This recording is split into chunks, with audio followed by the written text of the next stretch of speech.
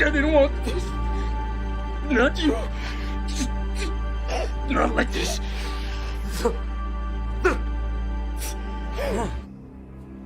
I don't care if you're new to us. I don't care what your past was. We all have a past. None of that matters now. Watch enough people get incinerated, devoured alive, you see how ridiculous it is getting attached to ourselves. But knowing that sets you free. Is that what you're doing? Setting us free? If you learn that lesson, it'll only help you. Once we can be more like you. Accept the future. Sadiq depended on you. Places like this are cruel promises to their people, and they crumble at the smallest nick. Hell, I'm gonna enjoy watching you rip each other apart over what to do with me. Just like with Negan. Do we deserve a second chance? I don't know. But sometimes we get one anyway.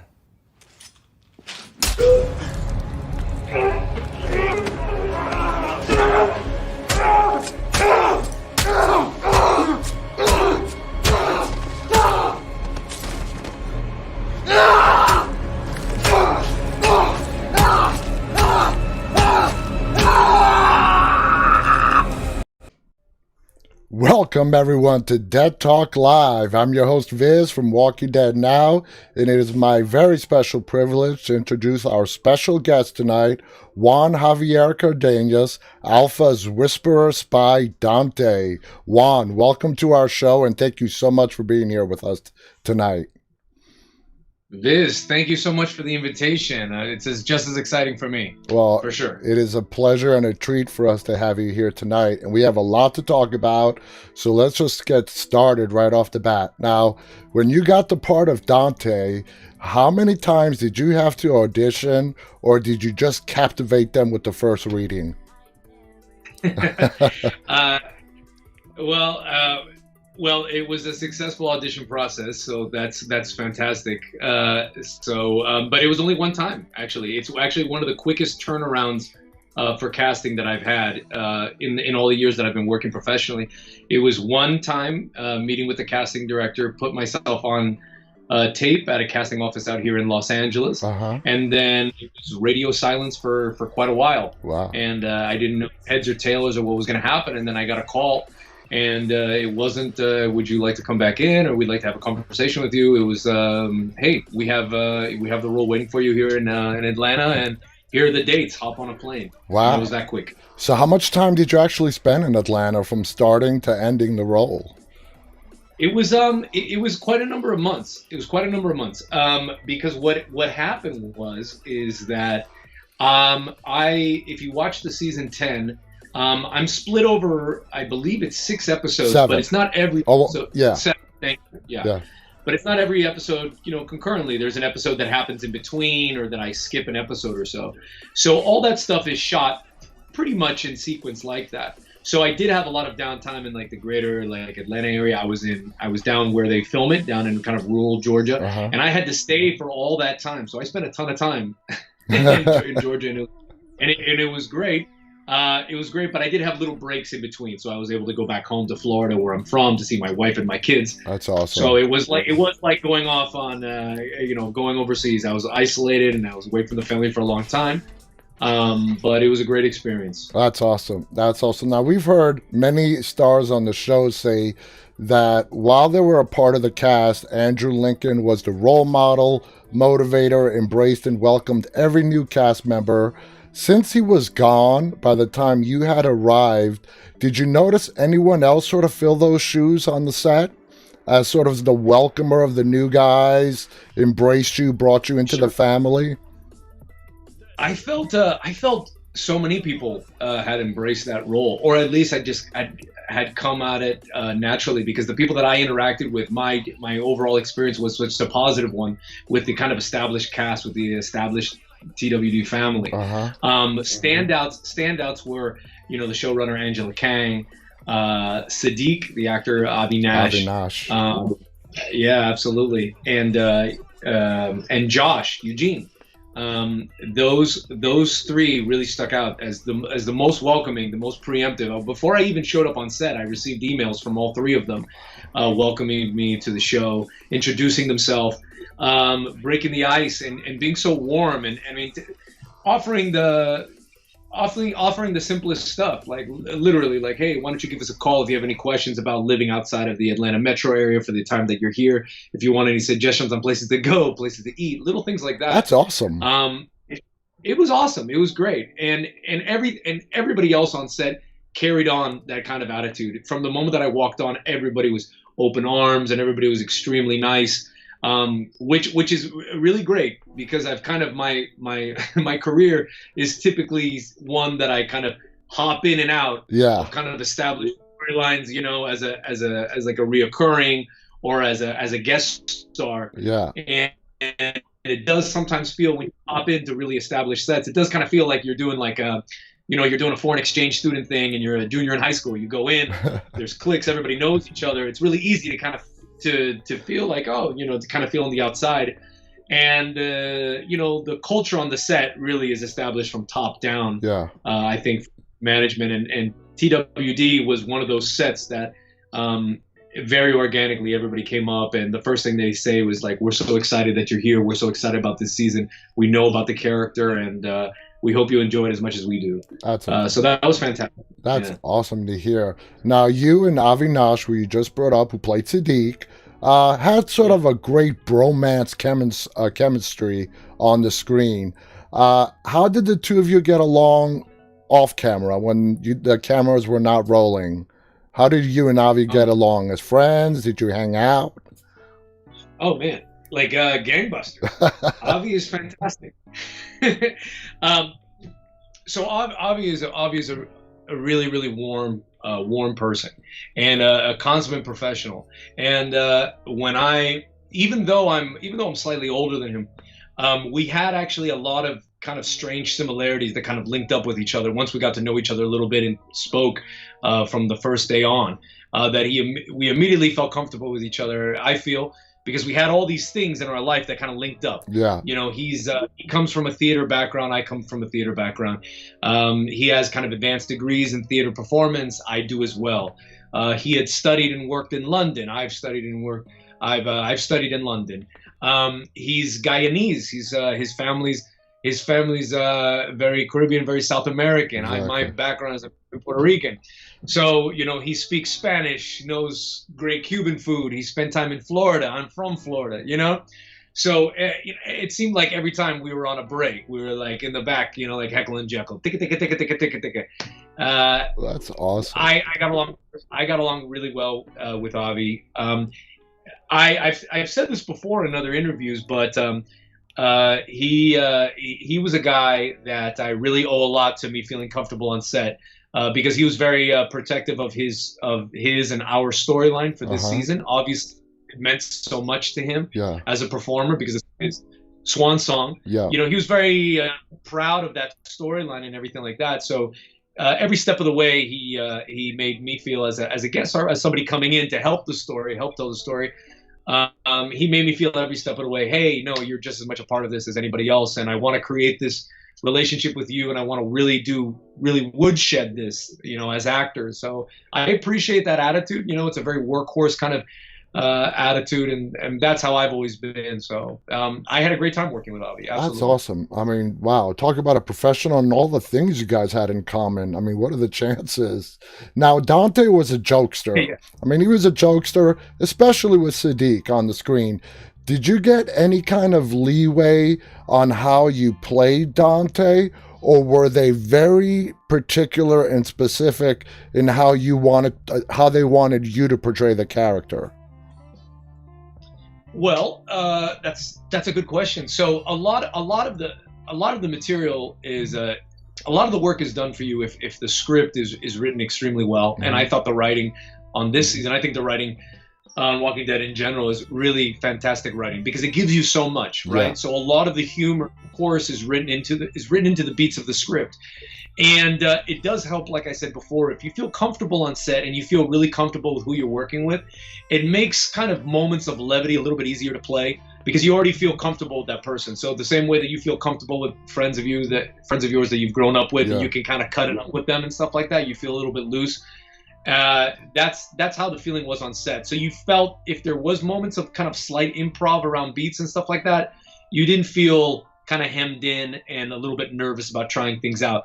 There was a couple of moments we had a couple of really fun moments where we kind of I don't think everything made it into the show. I do remember a couple of the directors that were on set would allow certain beats to run a little bit far, and we were able to kind of punch in certain things or play little ends of beats and stuff like that, and kind of improvise a little bit. But like I said,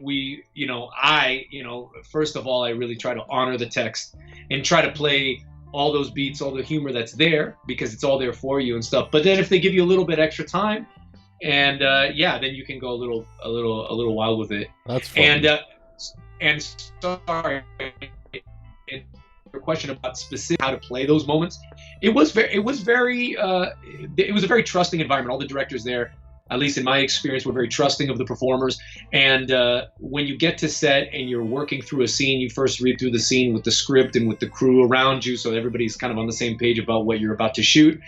And then when you do run-throughs and everything like that, that's where you get up on your feet and you kind of run through the scene.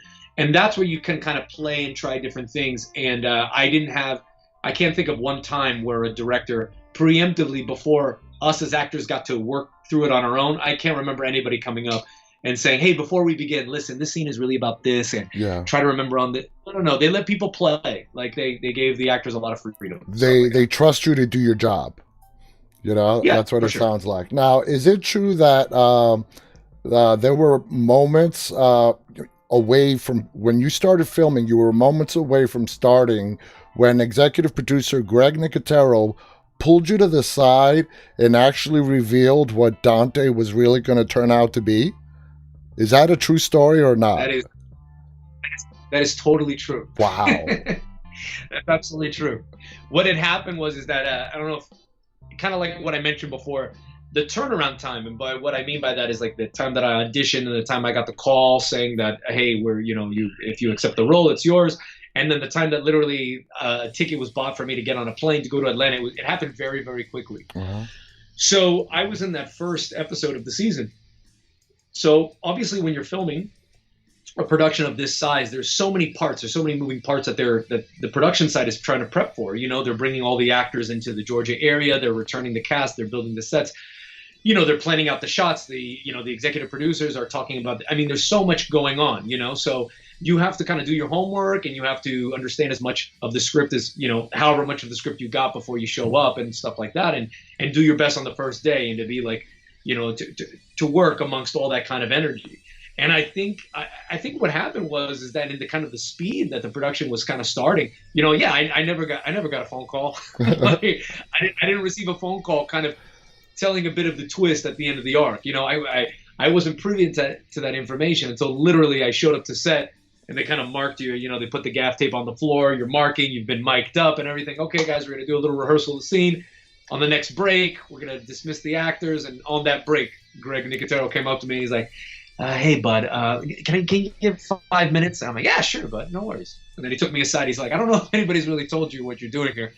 And I go, well, I know what's in the script for this first episode. And he goes, yeah. He's like, why don't you take a walk with me? And he took me for a 10-minute walk. He took me for a 10-minute walk, and he didn't fill in every blank, of course, at the time, because the arc was being developed. But he basically told the gist of the kind of the subversive spy aspect of the character arc for Dante. So I had about 10 minutes, until picture time to kind of rethink about that first scene and try to kind of analyze it in a script analysis kind of way, to reanalyze everything that I'm saying and see if it fits into this kind of narrative now that we have to build into it, of it being a facade in a way, or if what I'm saying is true or not, Exactly. But I will say, it was exhilarating, and it was a lot of fun, and I think it worked also because like I said, the atmosphere on set, and especially with Greg Nicotero was fantastic to work with. Such a warm guy. I'm sure people know that are really fans of the show if they've seen him in interviews, but you can tell that he's as much of a fan of the genre and of the show as all you fans watching it, right? Exactly. He loves it. So under his eye, and Angela was there as well, and the atmosphere wasn't one of panic or anything like that. What it was it was really exciting because it was keeping you on your feet. And I come from, I've done improv in the past, and I come from kind of an improvisational acting background a bit. Anytime you can kind of keep yourself on your feet, it sometimes can make your acting a little bit more honest because you're kind of in the moment. And you're not kind of telegraphing everything, and you're not going in with a set idea how to play. You're kind of forced out of your comfort zone. Yeah.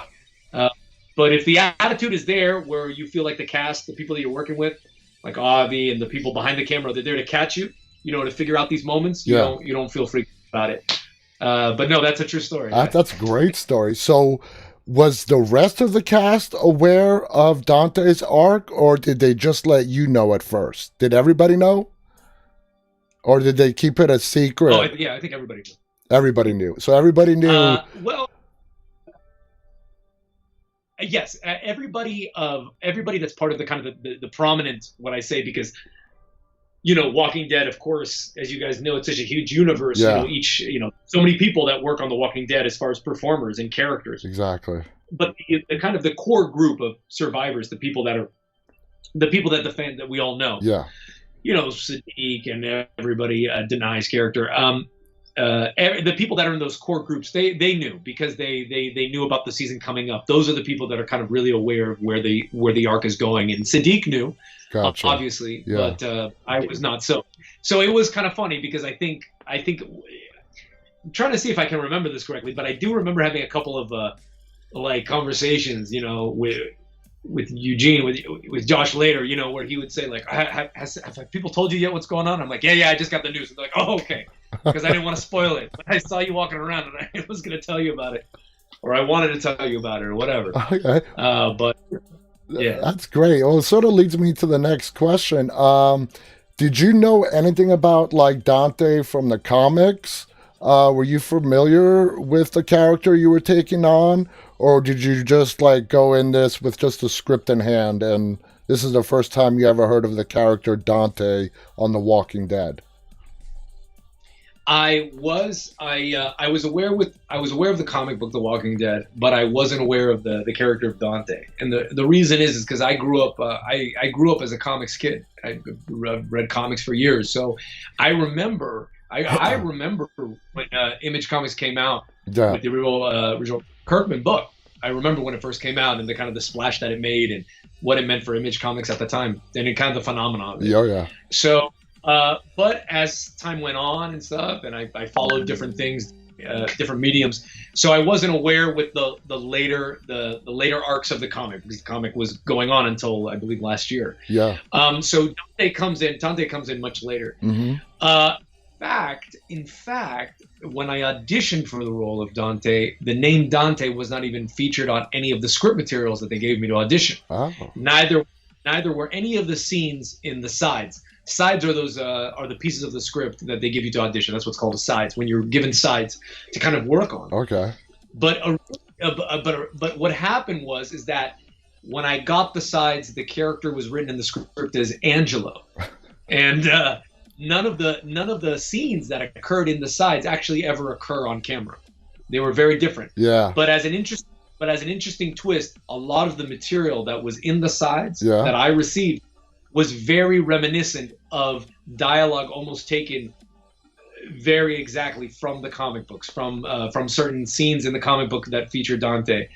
And I think the reason why, obviously, is that, The Walking Dead, there's such a rabid fan base for The Walking Dead that they have to be very protective of their material. Yeah. Because in the past, probably people have leaked maybe audition sides, or they've gotten hold of scripts preemptively and things like that. So that's the number one reason why I believe that the name Dante didn't even exist on the screen, on the piece of paper rather. But then after I had the script for a couple of days, my representation came in and let me know. They go, hey, by the way, we just got a word from production that this is Angelo / Dante. So I took that. Yeah, you know what I mean? Gotcha. Like they kind of hedged.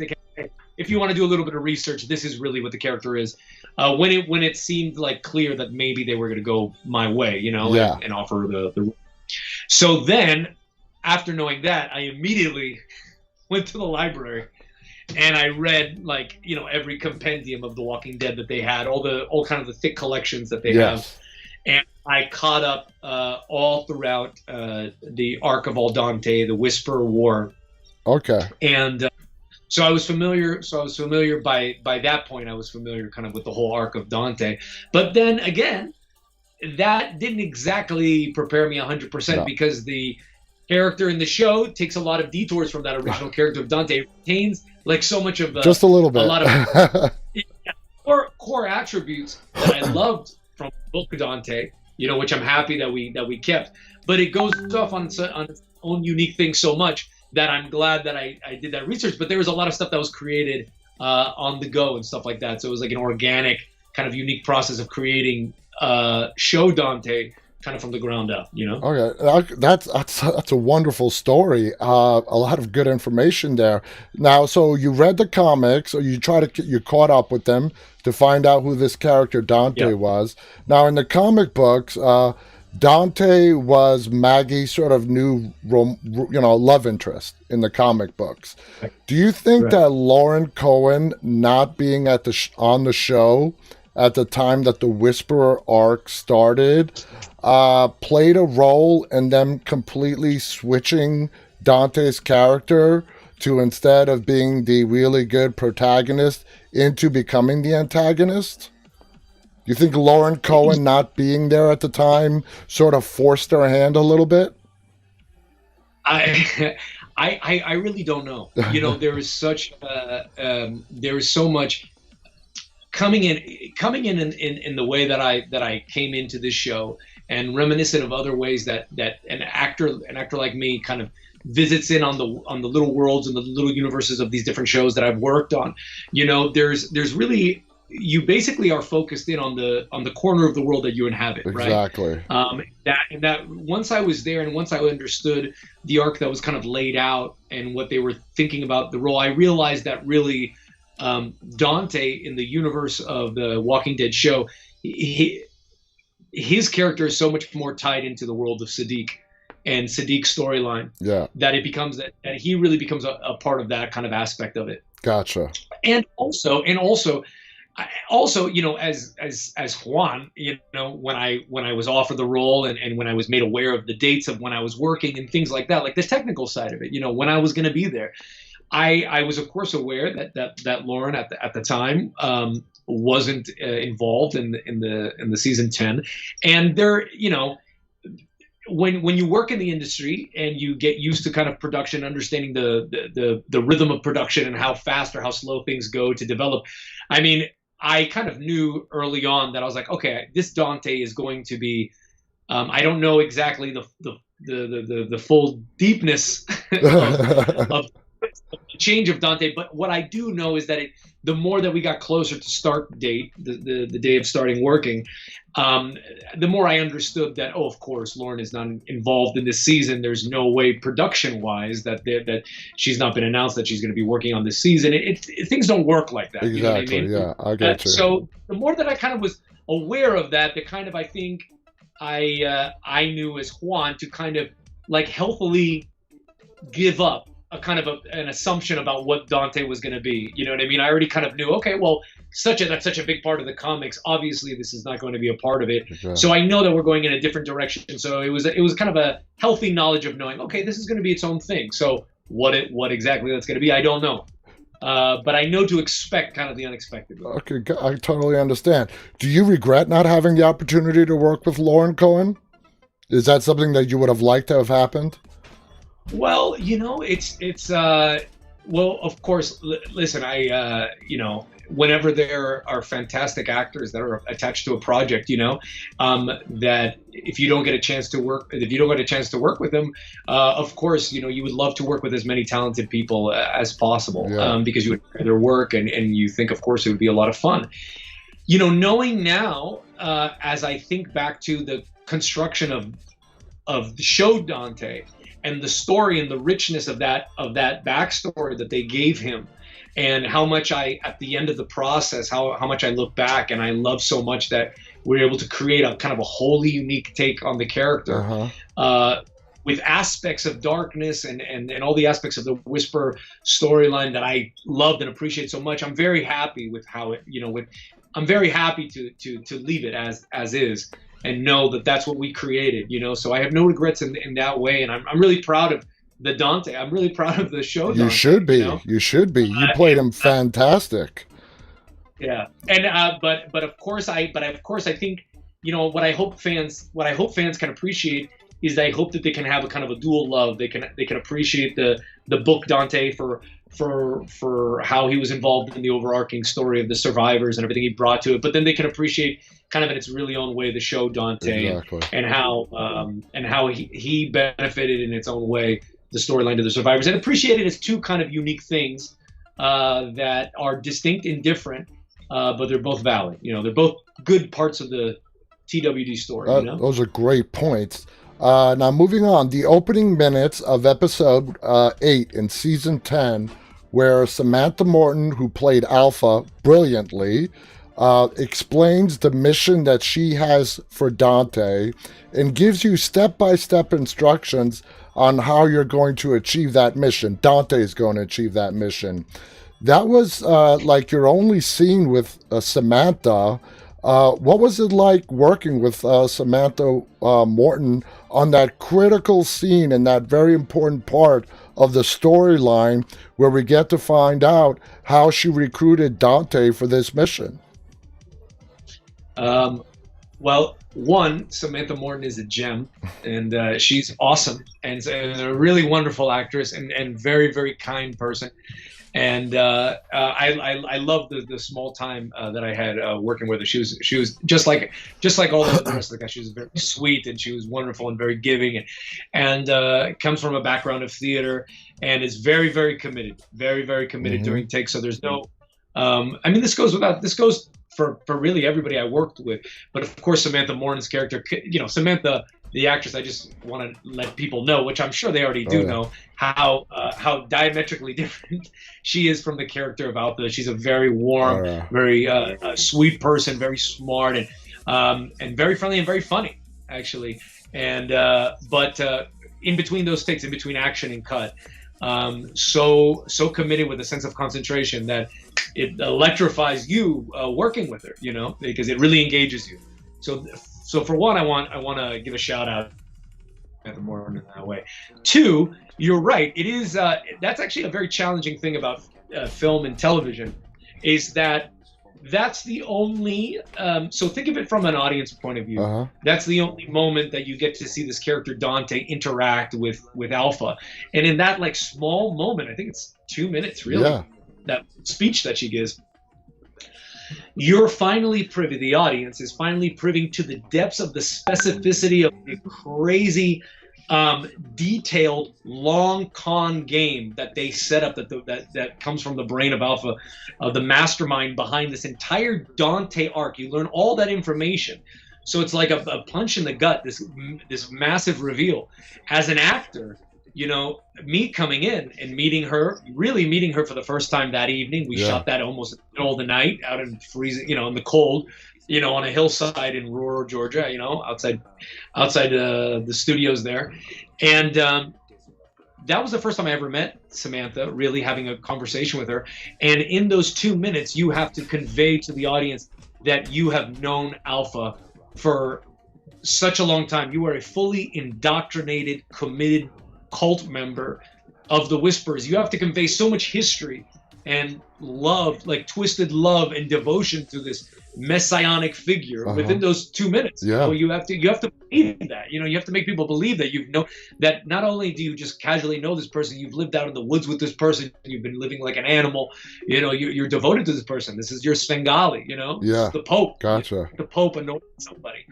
So going into that scene, I'm sure Samantha was aware of the seriousness of it, but me going in, I had to bring a kind of like a hyper-focused concentration on her when she spoke. I had to try to convey this idea that this man has known her for so long, and and really tried to convey to the audience the intelligence behind the whispers. For all their savagery, they're very calculating. Oh yeah. You know, especially oh yeah. Definitely. So yes, it absolutely is a challenge. It's hard.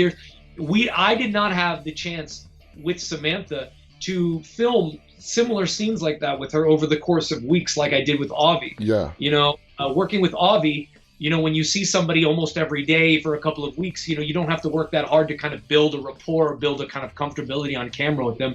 Because I really did, you know, you get to know the person, you get to know this actor, you know, you have enough conversations during lunch and things like that, you know, or even outside when you've wrapped, you know, to get to know the person. So that kind of, you know, not to use a cheesy word, but that kind of chemistry with somebody is kind of built in by the end of the run. So it is very difficult doing those scenes where you just popped in and that's the only time the audience ever sees these two characters talk. But you have to tell so much in those 2 minutes. I'll tell you what, from the audience perspective, you and Samantha nailed it. You guys nailed that scene. It was fantastic. It was gripping. She added the creep factor to it in the way she was talking to Dante and explaining what he was going to do. And you can tell just by, like I said, you didn't have a lot of dialogue with her. She was doing the majority of the talking, but the expressions on your face did all the talking for you. And it was done brilliantly. So great job. Great job. We're going to move on now to a video question by our executive producer, Marko. So I'm going to go ahead and play that right now for you. But anyway, thank you again for being on our show. I do have a question for you. I know that Dante was a great character. Where would you have liked to have seen Dante go if the fatal mishap with Siddiq didn't happen? Would have seen yourself fit in with the Alexandrians and become a member? Or would you have still went on Alpha's plan and were there to kind of cause destruction and chaos? Anyway, thank you so much. Enjoy the hour and stay walking. So there you go. I mean, if that mishap with Siddiq did not happen, where do you see Dante going? I had a great conversation that last scene, the episode 7, where Siddiq is murdered, yes. Where I murder Siddiq.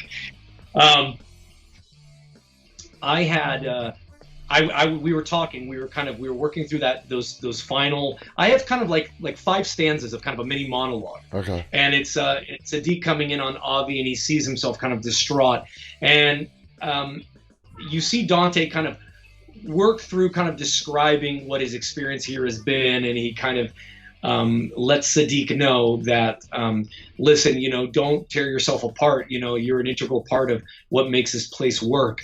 And why does it work? Well, it works because people are here and they're actually selfless. They're not just trying to scramble and survive. They're trying to take care of each other. And in this world as it is, that's such a unique thing. And he's speaking all of this. Uh-huh.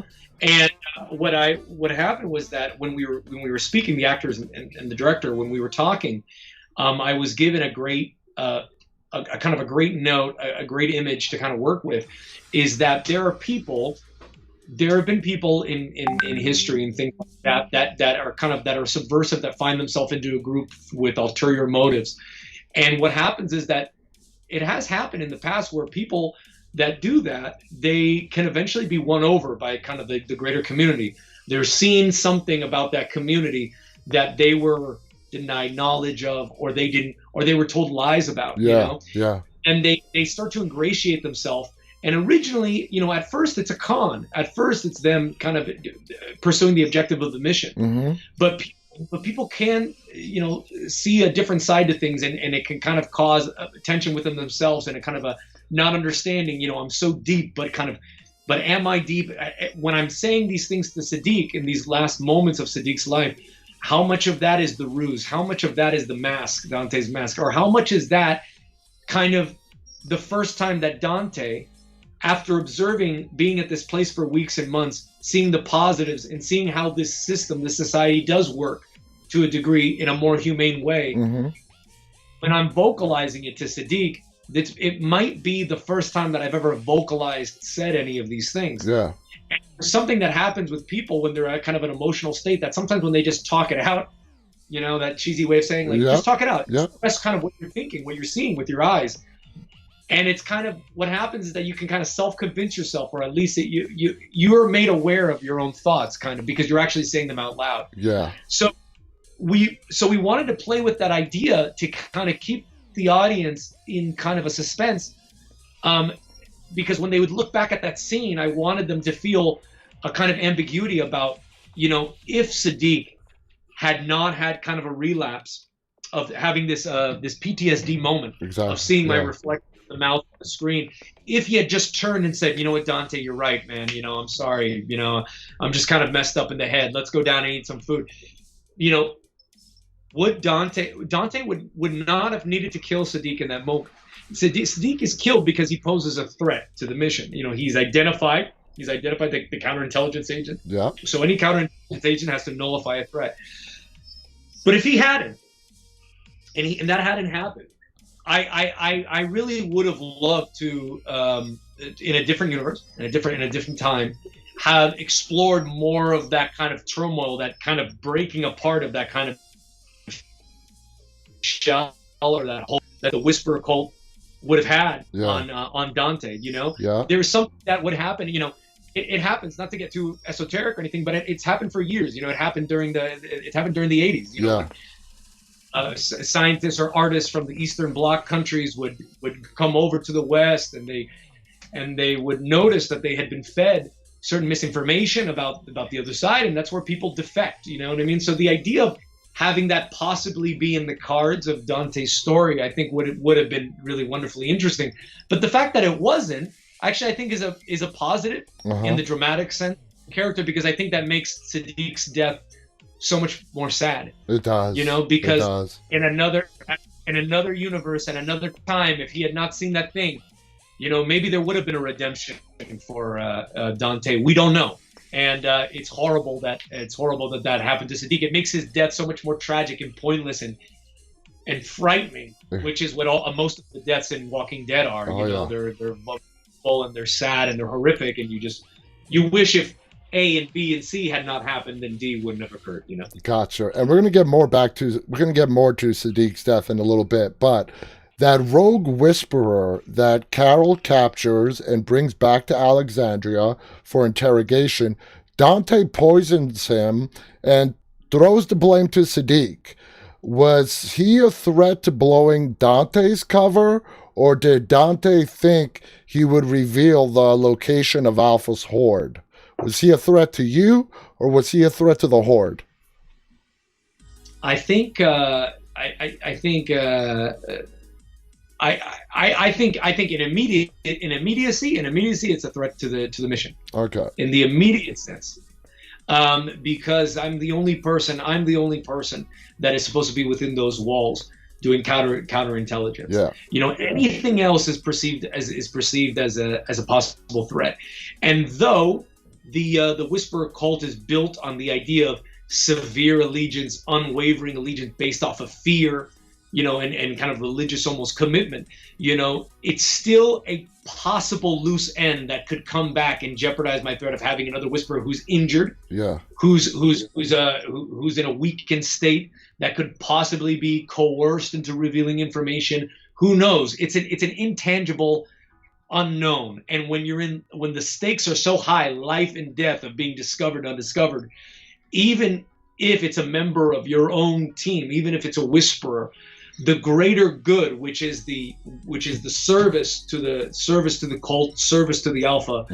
overrides everything. Okay. And if the way and in nullifying the threat of him, I can deflect attention and suspicion onto Siddiq. It still works into the overall goal of the Whisperers, which is to sow dissension and suspicion within the Alexandrians, to kind of prove that this facade of a trusting society, the second that things get tough, that all falls apart. You know, that's going back towards that, you know, and it shows how brutal, you know, the Whisperer cult is. Exactly. That's, you know, that person, you have no idea how much, you know, Dante, and as a Whisperer, has interacted with him, or whether he knows him. But it doesn't matter. It doesn't matter that he's part of the pack. He's something in the way of achieving the mission, so he has to be taken away. That's something that an Alexandria wouldn't do. It's a thing what a Whisperer would do. Exactly. And you know what? I didn't have this as a planned question, but the way you just explained that, it just really brought this question straight to my mind. I wonder if there was just a part of Alpha, let's say for her own ego, how the Alexandrians were living. It was a complete contradiction to what she was preaching. That kind of civilization does not exist anymore. And the way you just explained that, it made me question to myself, like, I wonder if Alpha, if it was just a small or big part of her ego, not only to defeat the Alexandrians, but to prove that she was right. That kind of life does not exist anymore. And they're living a fantasy, And that's a very... absolutely. I mean, that essentially what you're saying was expressed a little, in different little ways, but essentially what you're saying absolutely was a very common conversation that we had, that I would have with people and stuff like that. And it's a very understood sense. Like the idea of the Whisperers is that it's human society flipped upside down, because it works like an animal pack. There's an alpha and there's a beta. It's a hierarchical society based on fear and dominance. And if you're alpha, if you're like a shot caller, at the top of a gang, you are constantly having to be hyper aware of anybody testing your rank, of subverting you, taking you out. And so absolutely, it's a system that's rife for self-aggrandizement and maniacal egoism and cult of personality kind of thing. Exactly. So absolutely, like these people believe. You don't get to, as far as when I was there, from what I understood, so much of the Whisperers is a mystery. You don't get to know the full past of all these people. What kind of horrors did they see? You have to assume that what they saw prior to joining the Whisperers has to be something so horrific that they would lose all hope of any kind of civilized society, existing far after the end of the world. So the idea that they would find a place like Alexandria that, though it has its faults and its setbacks, tries and succeeds at giving a semblance of civility, of care for another person, that flies in the face of everything that the Whisperers, suffering through all that horror, the horrors of their existence in that cult and the abuse that they suffer, that pokes the balloon and explodes it, exactly. Out of all that protective layer that Alpha puts over them. Absolutely. That's a crisis of faith situation. You know what I mean? If they knew, if they only knew what was possible, they would leave. If so many people would try dying to leave. So yeah, I think that's a totally fair and really on the right track feeling about the Whisperers. That after a while, it's a house of cards. When Alpha talks about this is the real world. This is how really societies. That's how people really are. You see how tight it is to really like the maniacalness of an egoistic person. That needs to reign over people like this, and she'll use whatever she can to maintain that status at all costs. Great point. Now, we don't see any interaction between Dante and Alpha's daughter Lydia. Were there scenes shot that ended up on the editing room floor between you and Cassidy McClincy? Or did you two never interact on the show? We did not. Okay, what happened is that we, no, we never had, I'm trying to think back. No, I never had any real scene. What happens in Walking Dead is that there's a lot of course, crowd moments and things like that. When the villagers, the exilic get together and they discuss maybe the events of the episode or things like that. There's this kind of expositional moments and those town hall kind of moments, or in the break or in the chow hall kind of thing. So of course I worked with Cassidy, and I met Cassidy many times, and she's wonderful. She's very sweet and great actress. And but as I've always understood it, and I believe if you go back and kind of listen to the dialogue between Alpha, it's understood that the Whisper cult is itself quite large, and there are it's understandable that not every soldier in the Whisperer cult would have any kind of intimate knowledge of Alpha's daughter or have any kind of interaction. And that's also part of the reason why that I was sent, as opposed to possibly somebody closer to Alpha's inner circle, knowing her family, of course, because that would be kind of a detriment kind of thing for the mission. Exactly. Okay. Yeah. Okay. So when Dante, and going back to that Siddiq death scene, when Dante tipped his hand with the clicking noise, do you believe that was done subconsciously, or did a part of Dante in some way, shape, form, or another want to come clean to Siddiq? You know? That's very cool. Yeah, I know exactly what you're talking about. The click, as I remember it, for all those weeks that I was there and all those months that I was there, the click was something that was a very debated aesthetic, touch to the character that was really debated amongst the creatives and amongst us and the actors, and trying to understand what that clicking was. Yeah. Originally, I'm not misremembering it, is that the click at one point, the first time we heard kind of the click, where Siddiq and Dante are mending Carol's arm in one of those early episodes, and the click that Siddiq hears in that moment, I believe, was written as something it's an auditory hallucination that Siddiq hears. Okay. It's a memory. It's a memory of the barn of the same clicking sound, but in that moment, I believe it was written as it's a hallucination. Okay. As we brought in the clicking in other little moments of the scenes, it actually evolved into something physical that I would do. That we came to the idea that Dante has it's like a tick. Yeah. And it's akin to kind of, I don't play cards, but from my friends that do, it's like an expression of, it's a bit of a tell. Like if you play poker or something like that, it's a tell. People have kind of subconscious things about them, about their bodies, about their voice, that when they're in moments of falseness, or when they're trying to bluff, or a strenuous emotional kind of moment, anything that's out of their kind of control a little bit, that these things kind of like a Tourette will come out, and that clicking developed into that. So I know for me kind of how I played it in that final moment. I would like to make it fun for the audience and to take their own opinion on, was the click a subconscious thing, that in that moment of him trying to convince Siddiq off that ledge, he's having turmoil in his heart and in his mind, and it comes out based off that turmoil? Yeah. Or is he goading Siddiq? Is there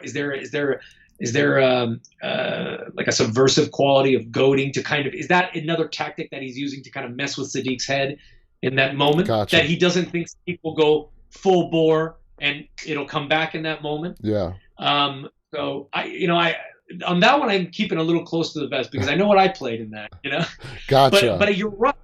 That's what I will say. What I will say is that everything that you're talking about what that click could be was very discussed. And I think what we came to the understanding is that it's a slightly non-intentional tell. Okay. That certain people have about themselves, whether it's a twitch or a kind of a look, something that comes out when the computer glitches a little bit. Gotcha. I totally understand. Now, Alpha was very smart by picking Dante to be the one to infiltrate Alexandria. She knew that Dante could handle seeing life being lived inside civilized manner inside of Alexandria, which contradicted her own teachings. Now, we don't get to see this on the screen, but what did she see in Dante that led her to believe that Dante was the right person for this job? That kind of ties into kind of how much the audience will buy, or whether they choose to believe the backstory that's established by Dante during those later episodes. Ultimately, Dante is kind of an unknowable figure in certain regards, and I think that what makes him really scary, actually. There's that scene after Dante is dead, and they're kind of discussing, I think it's Rosita is discussing it with Father Gabriel. Yeah. With Gabriel, and they're kind of reviewing over his interview tape. And in that interview tape, Dante's kind of expressing his background and things like that. And they come to the conclusion that they cannot tell on that tape how much of what Dante is saying is real, how much is not, and in a way that makes the character very frightening, because it's scary if it's all real, everything that Dante kind of expresses about his backstory, and it's frightening if nothing is real about what Dante expresses about his backstory, because what it implies is that you have somebody who kind of has kind of like a sociopathic ability to kind of invent a history and to believe in it so much that he's this incredible subversive counterintelligence spy that can believe the legend enough that he can go that difference and that distance and not waver it. There is a piece of his backstory that I don't think I've said this out loud on an interview or anything, but this little piece that I will divulge, at least reveal kind of what I feel, is that there is a piece of his backstory that's revealed in his conversations with Dante, that with his conversation with Siddiq, which I do think is based in reality, and I do believe that he has combat experience. I do believe that. Okay. I do believe he was a soldier to some capacity. The details of that, I've thought about it, and I've kind of made my decisions on what that was. But I think that you have to have a kind of a regimented discipline to be able to do what Dante ended up doing, how successful he was infiltrating. He was working as like a counterintelligence agent. I keep saying that same word, but I mean, it's really appropriate. It is appropriate. This character, yeah. If you think back, he spent months with these people. Like the ability to kind of go in so deep into kind of a deep role like that, you know what I mean? A deep belief takes incredible discipline and a certain amount of mind for that, and a certain amount of training. It does. That I don't think is available to any old whisperer, a member who is simply like a damaged person in the apocalypse that's psychologically damaged, that just loves Alpha so much that they'll do whatever. That's good enough for a whisperer who will simply attack a base or kill someone or go after them in an animalistic kind of way. But to be able to have the commitment and the discipline for that, I do think that the reality of what we were trying to do, I think points that aspect of Dante's character, yes, that he has combat training, he has possibly a background in intelligence training, that otherwise I don't think it's not as realistic or plausible that he could be that good at what he did. Gotcha. But as far as everything else, I don't like to say what's real and what's not. I like I said, I know what I think, but you like to let the viewers decide on their own. Yeah, because like I said, I think that there's something really unnervingly creepy about the character if you don't know all that much. Because you said, he was so good at what he did. Not any ordinary Joe off the street who's just serving Alpha can pull off what Dante pulled off. I think that explains it best. Yeah, I don't think so. Now, do you think Alpha had you in that barn during that fair massacre as a final test of your loyalty to her, as well as to size you up for the mission? And I'm going to make this a two-parter because we are running short on time. You mentioned the word sociopath, okay? Yeah. When we see Dante in that barn holding Siddiq's head, and not only that, opening up his eyes, that is a very sociopathic trait. Was Dante a sociopath? Was Alpha testing your loyalty? Was she sizing you up for that mission? I know that's three things in one, but how would you summarize all those things? I think with that, okay, so I think that the plausibility, the realisticness, if you think about people that are in this whisperer cult, there has to be different grades of people that are involved that will go the first mile for Alpha and to buy into the full cult of personality and go as far as they can. Yeah. As far as the violence, depravity and stuff, losing however much. And there has to be people on the fringes that, of course, probably glommed onto this group because they had no kind of hope and they're broken people in a way. And then, of course, there's all these people kind of in between. I have to believe that Alpha, being a very intelligent leader, understanding the hierarchical structure of her group, she has to be constantly observing people that kind of connect with this group of hers to understand these are where the strengths lie in this person. I see there's something in this person that if I need to, I can call on this person. This person is willing to devote everything. This person is a bit scared, is a bit fearful. I can trust, this person with what I need them to do. So I do think that if I'm inventing, kind of projecting into my mind a history of the Whisperers, I do think that there are moments, the same way that she is tested, all hierarchical structures are tested for dominance, that she has to test, you have to test the spirit of the people that you're following and say, Exactly. Can you do this? Can you go this far? If you do go this far, I'll give you something that, you don't have in this world, like my love, my trust. You're going to be in that inner circle with me. If you can do this, I will trust you with everything. And how special is that, to people that have like lost all family, lost all hope, they're at the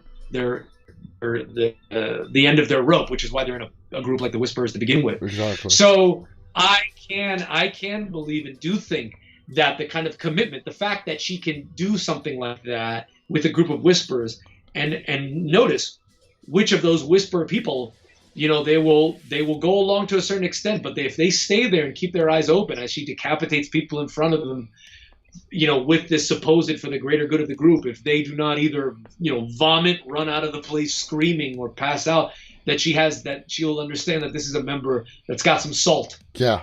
That I can trust him. You know what I mean? Gotcha. And yeah, you know what I mean? And absolutely. And I do think that there is something to be said. Like, I think that there's a lot of carryover in the cult in the Whisper, the idea of the Whispers. There's something very cathartic and bacchanal about it, and very animalistic. You're in these moments of great violence in the Whispers. It's so animalistic and devoid of any of society's like understandings of what's right and wrong, and seeing people as people and not just things that you can tear apart. Yeah. Part of that cult of the Whispers is driving this animalistic fury out of people, this cathartic bacchanal kind of thing that they get, like a bloodlust. You know what I mean? Gotcha. So I think what I tried to play in that moment is I think that the Whisperers, the cult members, find themselves driven to these acts of violence by the people up on top. And the more that you do a little bit of violence, or you allow yourself to, this is a normal, to steal, to come across these people in the woods and take something from them and then kill them. And the first time that you kill somebody as a Whisperer probably gets easier, and you devolve more. Uh-huh. So, if you come to that group damaged with a bit of training, and you're a bit, if you studied violence and you've engaged in violence in the normal world, think about what an asset you could be to the group if now it's the apocalypse. And guess what? That those talents that you have, that ferocity that you have, guess what? Now you can use it. In fact, it's not something to be scared of. Yeah. Let it out. Exactly. You know what I mean? It's an asset. Yeah. All right. Yeah, it's an asset. We are almost out of time, but I do want to ask this question, okay? Just before Gabriel, played by Seth Gilliam, goes medieval on you, that's no other way to put it, he says, do we get a second chance? I don't know, but sometimes we get one anyways. Right after Gabriel says that to you, and the look that you immediately shoot back at him, it looks like that statement made an impact on Dante. Sort of like, for the first time in a long time, Dante started to see the world from a different perspective. Is that how you wanted to play that scene, that look that you gave Gabriel when he made that comment? Just before he stabs you, by the way.